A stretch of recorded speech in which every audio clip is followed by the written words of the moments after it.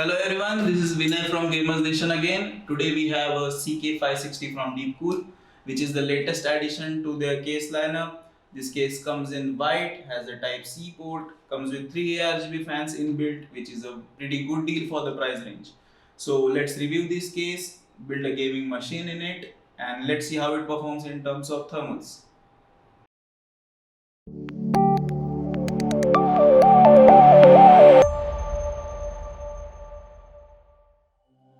Out of the box, we get a pretty fresh impression of the case. The front panel is made of plastic, but it doesn't look cheap, rather pleasant. Mesh on the front is a nice addition to the design considering the mesh patterns used by most brands. The front mesh is magnetic and can be removed with a soft tug, giving you access to the dust filter. The dust filter is kept in place with a plastic lock mechanism that you can pull to access the 3 inbuilt fans. Surprisingly, the provided fans have low number of blades with a sharp angle, usually a low noise, low pressure fan.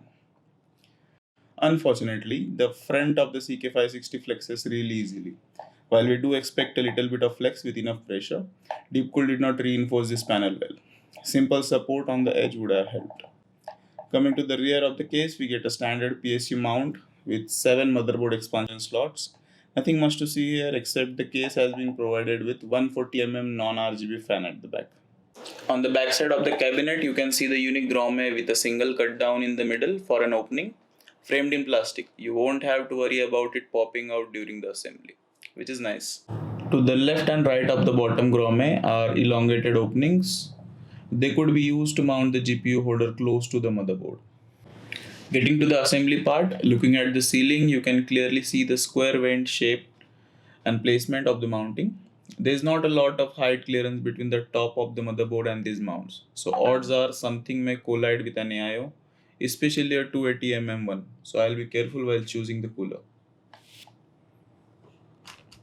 The PSU shroud is fully covered till the front of the case, leaving a gap of 6.5 cm. If you plan on using a 360mm AIO, most AIOs should fit.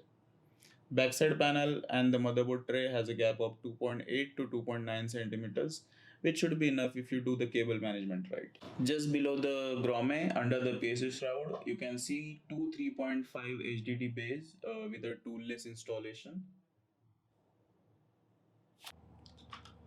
Just behind motherboard tray, you get mounting space for two 2.5 SSDs.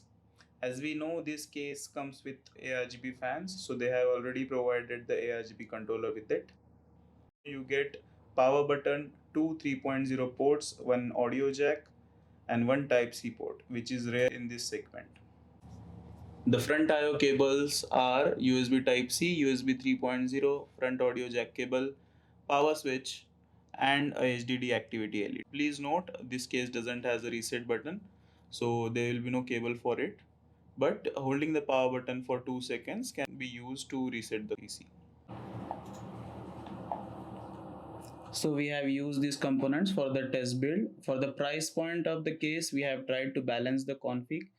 For the CPU, we have i5 12600K. For the motherboard, we will be using a B660M Mortar Wi-Fi by MSI. It's a DDR4 motherboard. For the GPU, we are going with a 3060 and a 650W PSU by Deepcool. So let's build this. With the build ready, we tested it with Cinebench R23 and superposition for GPU benchmark. With front mesh panel closed, we get pretty good temperatures considering the machine is at 100% artificial load. We get 78° for the CPU and 67° for the GPU. Now let's open the front panel. With the front panel open, we get 77° for the CPU and 67 for the GPU, which is very good considering the front is not obstructing the airflow. With this final test concluded, these are the final points you should consider before purchasing the case.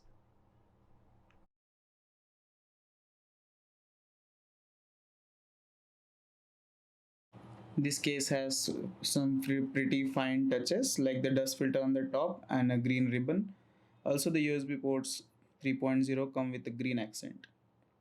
You also get 3 ARGB fans inside the case.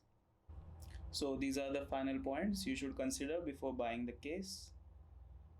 And this was all for the review. Logging off. Happy gaming.